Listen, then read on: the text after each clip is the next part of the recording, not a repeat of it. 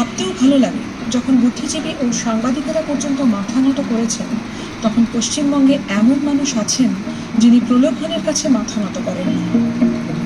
গ্রামের স্কুলের প্রধান শিক্ষক স্কুলের বাড়ি নীল সাদা রং করার জন্য সরকারি অনুদান নিতে অস্বীকার করেন, কারণ অনুদান নিলে স্কুলের রং হতেই হতো নীল সাদা।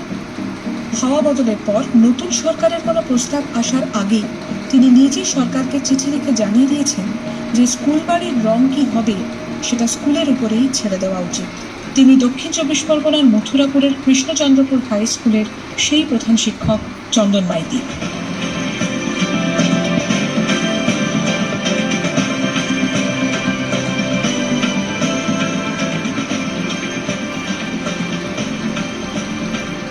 তার আগে আমরা দক্ষিণ চব্বিশ পরগনা কৃষ্ণচন্দ্রপুর হাই স্কুলে তাকে ডাকবো চন্দন মাইতি, আর সঙ্গে ডেকে দেবো শ্রমিক ভট্টাচার্য।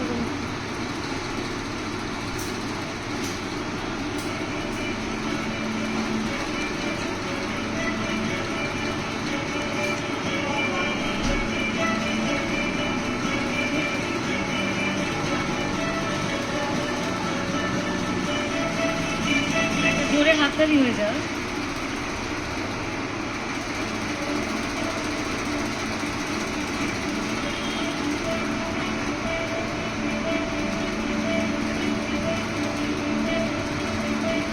ধন্যবাদ চন্দনবাবু এবং শ্রমিকবাবুকে।